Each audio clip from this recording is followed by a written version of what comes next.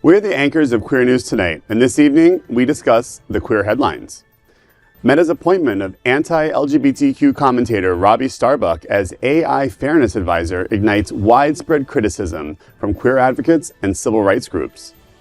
In 2025, 39 celebrities, including Anna Camp and Jinx Monsoon, publicly came out celebrating visibility, identity, and the enduring power of authenticity. Megan Thee Stallion wins the Trevor Project's Mental Health Champion Award for empowering the LGBTQ youth and promoting open mental health dialogue.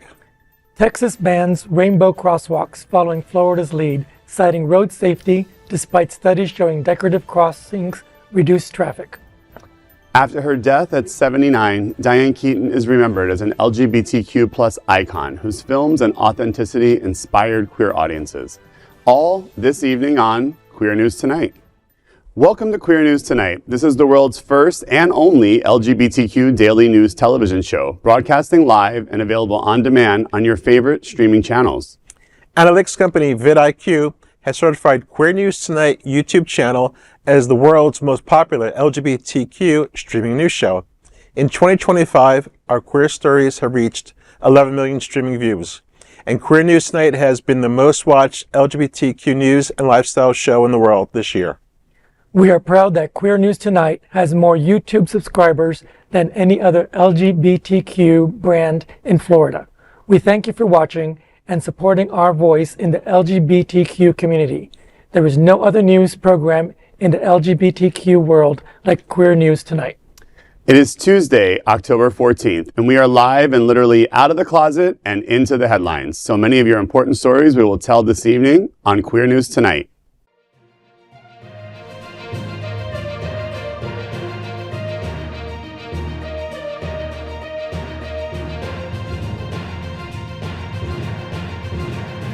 You're watching Queer News Tonight, the world's first daily LGBTQ evening news show.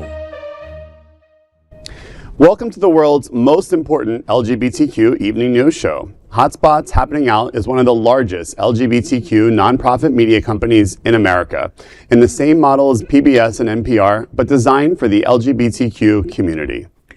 We support the 11 pillars of the LGBT community and want to inform and educate on the key issues of lesbian, trans, Latino, Black, healthcare, seniors, students, faith, social justice, business, and queer culture.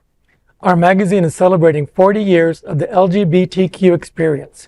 Queer News Tonight is celebrating our 5th anniversary with more than 11,000 LGBTQ streaming stories. We present South Florida's major LGBTQ events, including Pride Fort Lauderdale, Stonewall Pride, and Pride Fest. Our nonprofit 501c3 magazine, events, television news, talk and entertainment shows support our mission to educate the LGBTQ and broader community. In 2025, more than 100 community leaders will host this show to support the LGBTQ community. Let's meet today's anchors at Queer News Tonight. Let's welcome Will Haas. Will is a bi-coastal real estate professional and is the past president of South Florida's most popular gay social club, the Bears of South Florida. He also serves as a board member of Naples Pride and an advisory board member of Freedom Waters. Will, the Bonita Springs Pride returns November 9th with color and community. Tell me, what's happening out? On November 9th, the Bonita Springs Pride Festival burst back into life in the second annual celebration at Arts Bonita, located at 10150 Bonita Beach Road, Southeast, Bonita Springs, Florida. The event will feature a full day of festivities filled with music, food, and unity. Guests will enjoy a lively outdoor festival with vendor tents, food, trucks, and entertainment, before heading indoors for the main show and competition, where the new Mr., Miss, and MX Bonita Beach Pride will be crowned. Attendees will also enjoy and buy one get one free ticket. Bonita Springs Pride will bring together people from across Southwest Florida to celebrate love, inclusion, and diversity in true rainbow style. A day where everyone will shine with pride. Bonita Springs Pride is a nonprofit organization that brings unity to the community through the LGBTQIA and plus ally events. For tickets and further information, visit Bonita Springs Pride social media. So this is a great event. I'm looking forward to it. This is the second one they're going to do, and it's a small venue, but sometimes small is mighty. It's a great grassroots movement. They have a few vendors. The drag show performers are great. Well, being a smaller Pride from Hollywood Pride and coming back for our 5th year, and they're coming back for their 2nd year, and I noticed reading on their social media, the impact of actually putting a Pride on at all is an act of resistance, and I will say that myself. So I hope everyone in our listening audience and watching this, especially in the community there, goes out to support, because if we don't support our Pride events, we will not have them anymore. Because as we know, corporate sponsors are backing away, and it's harder and harder every day with costs rising and both the lack of corporate sponsors. So we need our community to come out. And these small prides are really important for that. They bring together community in places that don't have a LGBTQ downtown like Wilton Manors or Miami Beach that has, a thriving gay community. They need events like this to bring the community together. And there's no really close bars except for Fort Myers or maybe Cape Coral, so that it brings a sense of community, like you said. Just come together, you have fun, you laugh, and you get to watch a good show and drink and party with your friends, and please come support us there. It's always great to see people in their local communities come out to support the people in their own hometown, because you want to see something in your own backyard to be recognized and be seen and be visual where you live, and not have to travel somewhere else to be recognized and to see other people like you and celebrate everybody's love for each other. And I think also just people coming out to the area, and whether it's spending money, parking, it doesn't matter where our dollars go. It shows that we are a spending block. And again, it's another reason to come out of the house, get back from outside of your computer or your phones, and actually engage with people and spread rainbows where they're trying to erase them. So very important. And Queer News Tonight looks forward to seeing you at Bonita Springs Pride on November 9th. Let's welcome anchor Luis Rodriguez. Born and raised in Miami, Luis A. Rodriguez is deeply rooted in South Florida's LGBTQ plus community. A graduate of the University of South Florida, he serves as office manager at Twist Nightclub in Miami Beach. Dedicated to service, Luis has volunteered with numerous organizations and currently sits on the board of directors for both Miami Beach Pride and the OUTshine LGBTQ plus Film Festival. Luis, OUTshine LGBTQ plus Film Festival returns from October 16th through November 2nd. Tell me, what's happening out? The 27th annual OUTshine LGBTQ plus Film Festival will shine brighter than ever this fall, celebrating queer stories across Fort Lauderdale, Miami, and online. The festival will begin on October 16th at Savor Cinema in Fort Lauderdale with the Florida premiere of Blue Moon starring Ethan Hawke, followed by an after-party at Massa and more. Over the next 2 weeks, OUTshine will screen more than 55 films from 25 different countries, including 21 premieres. The men's spotlight, The Children of Silver Street, and the ladies' spotlight, The Little Sister, will run at Paradigm Cinemas, also known as Gateway, with screenings and celebrations. The festival will conclude on November 2nd with Jimpa, starring John Lithgow at Silver Spot, Miami. For details and passes, visit OUTshineFilm.com. This is a really great lineup we had this year. I'm so proud of our staff and everybody that's been able to put this together, especially since funding has been gone. But we've been able to gather all these films from across the country and across the globe to present different stories from different ages, different backgrounds, and different times. We go from the 1500s all the way to the future in a week of time. And so we'll have this festival coming up. I'm very proud of The Captive, which is one I'm looking forward to. And we're also having a retro film, Psycho Beach Party. So if you're interested, come join us at OUTshine Film Festival. I mean, it looks like a great event, and you guys have grown a lot, and the films look fabulous from the other titles I've seen. Yeah. I'm not saying this just because Lewis is here and he's a friend of mine and a board member of the OUTshine Film Festival, but every time we do a story about OUTshine, I encourage everyone as much as I can, to support these films, first of all, because again, our stories are not being told less and less in mainstream media or film or television shows. So it's important to support the filmmakers and the films that are being featured with OUTshine that share our stories.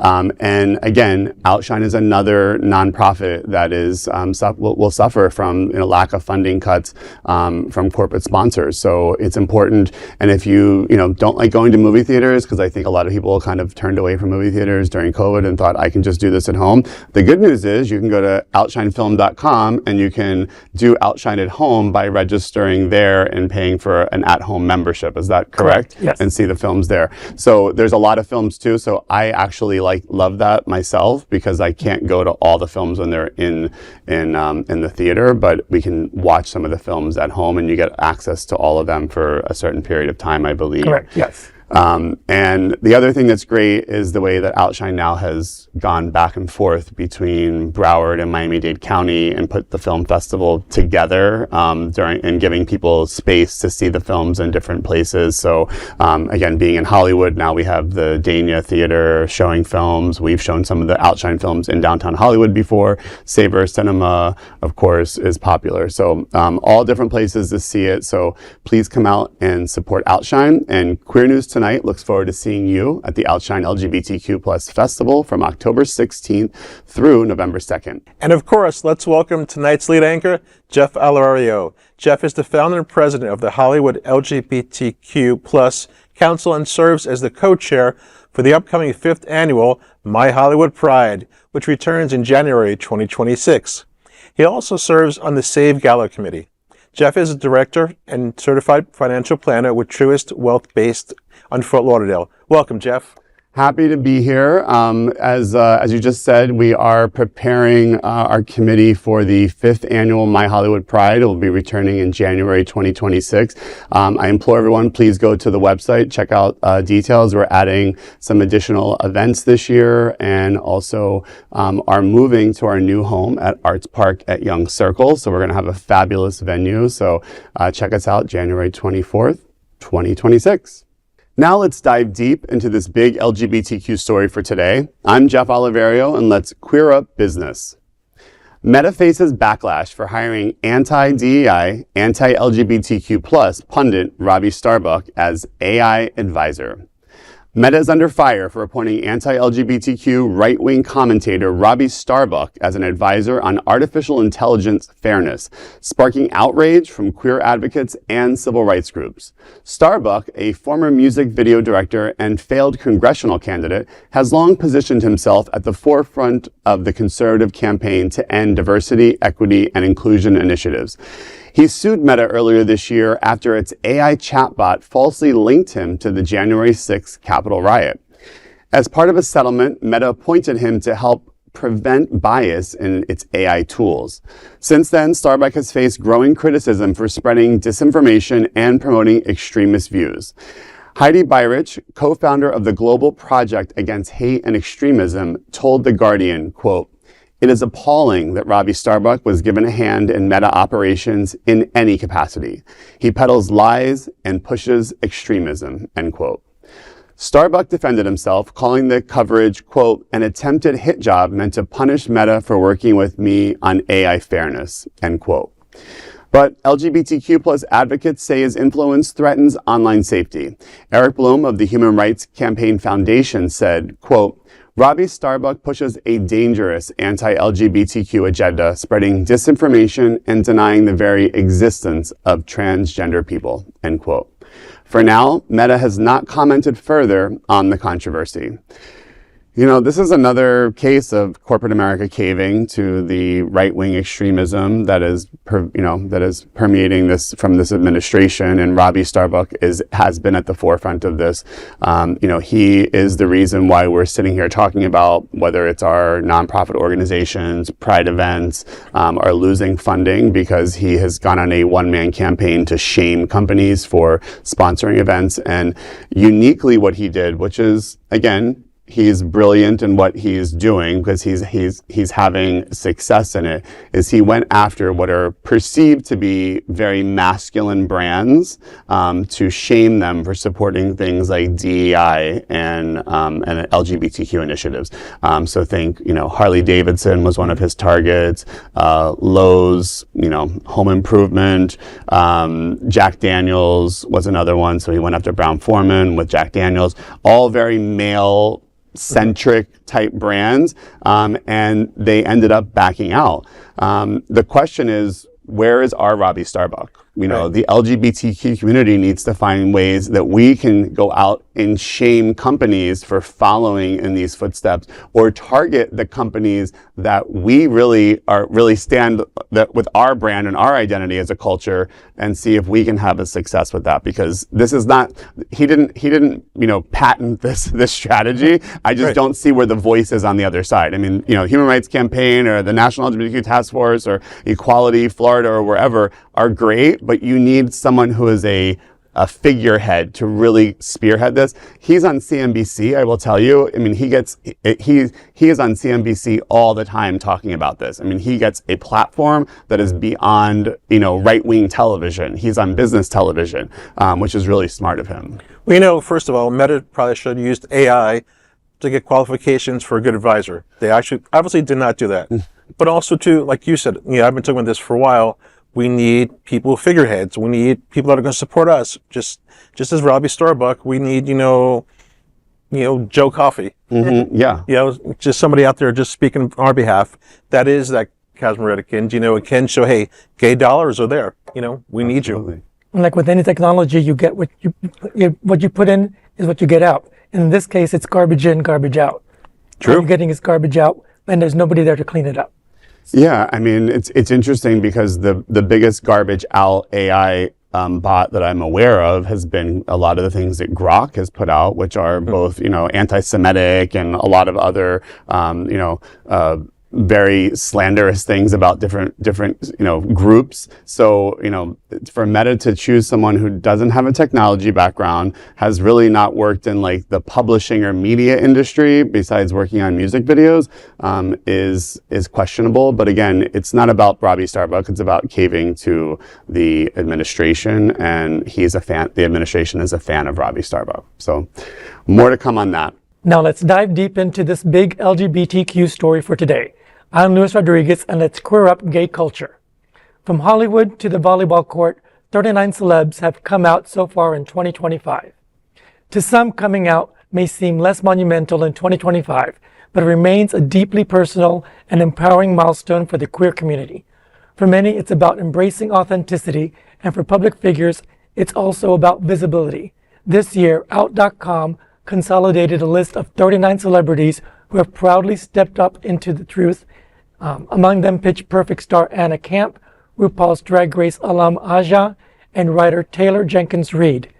Barry Diller, the billionaire media mogul and longtime husband of fashion icon Diane von Furstenberg, made headlines when he described himself as bi with die. In his memoir, Who Knew Diller, Diller wrote that he's gay and that von Furstenberg is the only woman I've ever loved. Olympic volleyball player Eric Shoji came out as queer, while Broadway and drag superstar Jinx Monsoon shared an interview with Zooey that they identify as pansexual. Gracie McGraw, daughter of country icons Tim McGraw and Faith Hill, spoke candidly about her bisexuality on Instagram, not as a declaration, but as a reflection of who she's always been. These stories remind us that authenticity still shines as the most powerful act of pride. There's so many that have come out this year and still coming out. And people say, why? Because you need to tell the stories. Because there's a person in mid-America or somewhere that doesn't feel seen, doesn't feel heard, and they need to know that there's somebody out there that they can relate to and identify with, because it helps save lives. It's positive role models for our community. And that we're every place. We're normal just like everyone else. We just have a different preference. And it's good to see these people are coming out. Before I saw this story, I decided for coming out day to actually do a declaration of coming out, and I did it just for those reasons. The reason being that there are people that are afraid to come out, that especially in the environment we're in today, where people are being attacked just for their identity. It was really important that I felt like I was in a place of privilege where I had the ability to come out again and to do something really vocal and putting myself out there of why I'm coming out. And again, whoever hears that story, and if it gives them any type of power to come out themselves or to think that someday they may be able to do that, I think that's really important. And as you said, it's visibility. It's showing that, I'm in the role that I'm in. I'm a father, I'm a financial advisor, I'm a nonprofit board member, I'm all of these things in your community. And by the way, I'm gay. So I think coming out is an act of resistance, and I think we need to have more of that because, again, our community is trying to be erased, and the more we make ourselves visible, whether it's in our workplace, in our churches, in our synagogues, wherever we can be out and proud, I think it's really important today more than it has been probably for the last 30 years. So. Yep. Now let's dive deep into this big LGBTQ story for today. I'm William Haas, and let's queer up the USA view. Megan, the Stallion, honored by Trevor Project for the LGBTQ plus mental health advocacy. Megan Thee Stallion is being recognized not just for her music, but for her powerful advocacy. The bisexual Grammy-winning rapper has been named this year's recipient of the Trevor Project's Mental Health Champion Award, honoring influential figures who use their platforms to uplift LGBTQ young people. Known for her bold anthems of empowerment, Megan has also opened up about her own struggles. Her songs, quote, Anxiety and Cobra, explore grief, depression, and the pressure of fame. Beyond music, she founded the Pete and Thomas Foundation, helping underserved communities through education, housing, health initiatives, and launched Bad Bitches Have Bad Days Too.com, a mental health hub with queer helplines, including the Trevor Projects. Megan said, quote, I'm honored to receive this year's Mental Health Champion Award. My goal has always been to use my platform to help break stigmas around mental health and provide resources for those seeking safe spaces. Mental health impacts all of us, so it's important to lead with love and empathy, end quote. Trevor Project CEO James Black praised her for her raw honesty and deep love for community, saying, quote, Megan's voice is not just powerful, it's essential, end quote. The award comes as the organization highlights the loss of critical federal support for the LGBTQ plus youth crisis services. It's just like we're just talking about, she's a role model for so many people, and that, celebrities also have issues, and sometimes when celebrities bring issues to the forefront, like mental health and stuff, other people say, wow, this is something normal, this is something that happens to everybody, that I should, seek help, or that I can get support too. And that I love her Bad Bitches Have Bad Days Too. That just makes you smile. When you're having a bad day, just saying that, I love it. Just makes you want to smile and laugh. And it's good to get people that are giving these services, especially when funding's being taken away and people have a place to go and know that there is help for them out there and there's no stigma attached to asking for help. Mm-hmm. Yeah, I mean, if you haven't watched her documentary, which really chronicles, her struggle with mental health issues. She went through a really difficult time where she went through a trial that, was a gun incident that happened that she was kind of being blamed for and really attacked in the media and social media. And it really caused her to have this reflection. So she's not just a celebrity slapping her name on some kind of a cause. She actually dealt with this cause. And I agree. I think, her using her platform to shine the light on that they're literally cutting resources for a suicide, hotline by the current administration. This is another example of what we need more celebrities to use their platform to do, is to find ways to actually support causes that impact our community. Now let's dive deep into this big LGBTQ story for today. I'm Luis Rodriguez, and let's queer up the USA view. Texas orders end to rainbow crosswalks following Florida's anti-art push. Texas is the latest state to join the campaign against rainbow crosswalks and pride-themed street art. Governor Greg Abbott has announced that Texas will follow Federal Transportation Secretary Sean Duffy's directive to keep roadways, quote, free from distractions, unquote, mirroring Florida's earlier crackdown on colorful public art. The Texas Department of Transportation sent a memo to local governments stating, quote, pavement markings such as decorative crosswalks, murals, or markings conveying artwork or other messages are prohibited on travel lanes, shoulders, intersections, and crosswalks unless they serve a direct traffic control or safety function, unquote. That order means cities like Dallas, Houston, and San Antonio have just 30 days to paint over their rainbow crosswalks or risk losing state funding. Florida has already made similar moves, removing rainbow crosswalks in places like Miami Beach and even the one outside Orlando's Pulse nightclub. Yet research suggests these artistic crossings make streets safer. A 2022 Bloomberg study found decorated crosswalks saw a 50% drop in collisions. This story kind of hits home because I was actually physically there when they were removing the crosswalk on Miami Beach. It was a Sunday afternoon. Nobody was told about it. There were at least 30 workers there taking it out. There was police presence. For some people, it became a physical and an emotional moment. Yeah. And it's not just that the crosswalk is gone. It was artistic. And why did people slow down? Because they enjoyed it. They got to see some art on the streets, and removing across the board, not just the gay and LGBTQ stuff. It's all art. Mm-hmm. So just removing color and beauty, they think they're going to silence people, and that's not the way it works. But also, the danger, at least the colorful rainbow crosswalk. If I'm an older person, I'm driving, I could see that at night. Now it's just a black road with two white stripes, and they're going to run over to people. We live in Florida, folks. And Texas is doing that too, and I don't think it's not helping people. It's really just hurting people. Yeah, I mean, it's no shock that Texas has followed us. It's kind of like stupid does as stupid does when it comes to things. And we are the testing ground for every anti-LGBTQ initiative across the country. It happens here in Florida first.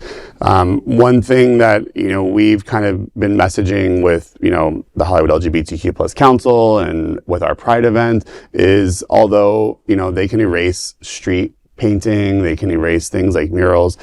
We have to spread rainbows and spread our visibility to as many places as we possibly can. So I think it's important, again, if they're going to erase rainbows, that we show up in places where we can spread rainbows as many places as possible. And that means coming out, being visible, and making yourself known. So I challenge everyone out there to do that, and let's see how this story goes. I'm sure there's going to be more states signing on to this because it cascades this way as we start seeing that happen. So stay tuned. Now let's dive deep into this big LGBTQ story for today. I'm Jeff Oliverio, and let's queer up entertainment. From Annie Hall to gay icon, Diane Keaton's enduring LGBTQ plus legacy. Hollywood legend Diane Keaton, who died at 79 on October 11th, left behind more than a legacy of iconic films. She unknowingly cemented her place as a gay icon. For LGBTQ plus fans, Keaton's career was filled with moments of camp, brilliance, and quiet affirmation. From the First Wives Club's lesbian bar scene to the Family Stone's portrayal of a gay son, and Marvin's Room, based on a play by gay playwright Scott McPherson. When Pride Source asked her in 2019 if she knew about her queer following, Keaton responded with trademark humility, quote, "Me? No. I wasn't really aware. I don't think I follow things. Maybe I'm missing out," end quote. When told that her gay fan base was something to celebrate, she laughed, quote, "This is good news. You better believe it." She then, end quote. She then vowed to read everything she could about queer culture and reflected on lifelong friendships with gay men and women dating back to her theater days. Though she never played a lesbian role, Keaton was open to it. She said, quote, "If I came up, I'm here. I'm available," end quote. A Hollywood original and forever a beloved LGBTQ plus icon. Yeah, this was a shocker. I was a huge fan of Diane Keaton's. I faithfully watched The Family Stone every year, probably 3 times during Christmas season. Probably to the chagrin of my partner, who doesn't love that movie, but I do love it. And yes, her scene in that movie with her queer son, who is also hearing impaired, is probably one of the most touching scenes of the movie, and again has cemented her place as a queer icon. Not to talk about the First Wives Club at all, which of course is a gay favorite. Yeah, she's a very classy lady. She had style and grace, and she had a great life. I mean, definitely cut a little short. As I'm at 61, 79 now, is a little short. But the world's going to miss her. At least she left a good legacy for us. She's one of those few actresses that you don't find people to say anything bad about her. No. And she has films in every decade. And they span, drama, comedy, and she sang when she could. But just all the stories she was able to tell and put out there, and connected with so many people, it's a really good legacy to have. Yeah, going from the Godfather to the First Wives Club is quite an arc. So she will definitely be missed. LGBTQ 1 Minute News. LGBTQ 1 Minute News, let's queer up gay culture. Trans icon Miss Major Griffin-Gracy, Stonewall veteran and beloved mentor, dies at 78. Miss Major Griffin-Gracy, the trailblazing transgender activist who fought for more than half a century for Black trans women of color, and those who have survived incarceration and police brutality, died Monday at the age of 78. The House of Gigi said she passed, quote, in the comfort of her home and surrounded by loved ones in Little Rock, Arkansas. From Stonewall to founding the House of Gigi, Miss Major's resilience and activism and dedication reshaped LGBTQ justice. The Human Rights Campaign called her a pillar in our community. Miss Major Gracie, I know, was a huge supporter of the National LGBTQ Task Force. I believe appearing more than once at the Creating Change conference, helping to mentor our LGBTQ community, and she will sadly be missed. LGBTQ 1 Minute News. Let's queer up entertainment. Boots tells a closeted Marine story and a nation's search for belonging. A new Netflix drama, Boots, brings to life the true story of a closeted Marine in 1990 based on Greg Cope White's memoir, The Pink Marine, starring Parenthood and 13 Reasons Why alum Miles Heiser.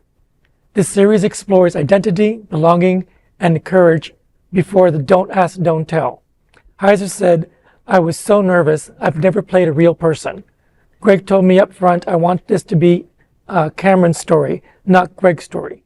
Creator Andy Parker says, "The question we wanted to dramatize was, who gets to belong? Who gets to be an American?" Boots is already on Netflix. This would be a great story to tell, a great something to see, because it's, again, telling our stories connects people. And it's a story that needs to be told because there are other people that connect with it.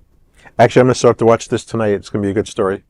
And I think it's important, again, just a generation past doesn't realize how just once removed we are from a different time where you couldn't obviously embrace your true identity. So it couldn't be more timely to have this this movie out now. LGBTQ 1 Minute News. Let's queer up entertainment. Aubrey Plaza claims to be Joy Behar's ghostly lover in a hilarious View reveal. And just like that, Aubrey Plaza has dropped a Halloween bombshell on The View. Promoting her new children's book, Luna and the Witch Throw a Halloween Party, Plaza told Joy Behar, well, quote, "Joy, the thing that you don't know is that you didn't have sex with my ex-ghost, you had sex with me. I was the ghost," end quote. The spooky gag began in 2022 when Behar claimed she'd, quote, had sex with a few ghosts, end quote. Well, I'll tell you what, I've never had sex with a ghost, but I have ghosted some people I've had sex with. You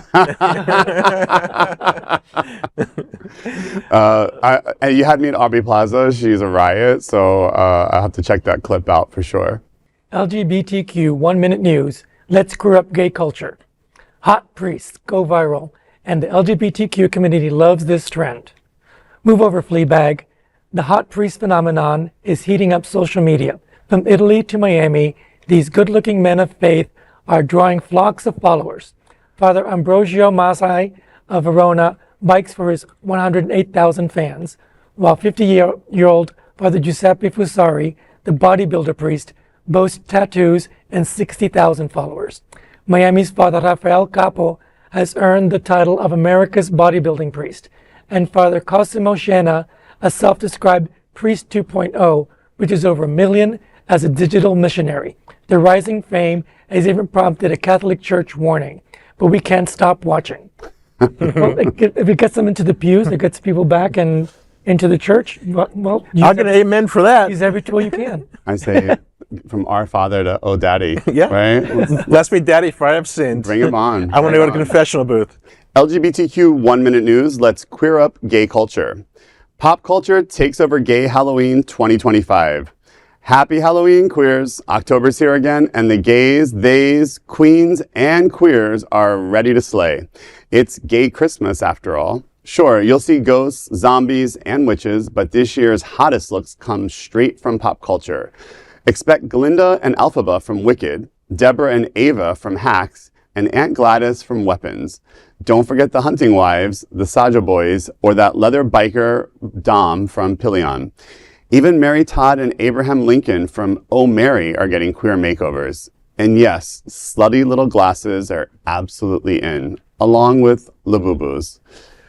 Listen, there's nothing that the gays can't make into a costume, so I'm ready to see what's going to come out in the streets this year for Halloween. You lost me at Leather Boys. I'm still back at that part. I'm expecting a lot of characters from Wednesday. Oh, yeah, True. Wednesday should be a hot one as well. Yeah. Those are today's headlines from Queer News Tonight. These anchors represent the best of our LGBTQ community. If our community is important to you, share the news with your friends and family. Join the conversation on your favorite streaming platform. Queer News Tonight is the only live LGBTQ digital television show in the world that is out of the closet and into the headlines. We need your support. If our community is to grow and then thrive, we must tell our stories and bring them to the attention of the broader world. This is the only place in the world that tells these types of LGBTQ stories in motion and sound. That is the passion of Hotspots Magazine, Happening Out, Television Network, and Queer News Tonight. I'm your anchor, Jeff Oliverio, and on behalf of these LGBTQ reporters, the anchors of Queer News Tonight, including Will Haas and Luis Rodriguez, we will see you daily at 8 p.m. Into our LGBTQ world, we hope you will join us by embracing love, generosity, bravery, be transformative, and queer. Good night. Good night. Good night.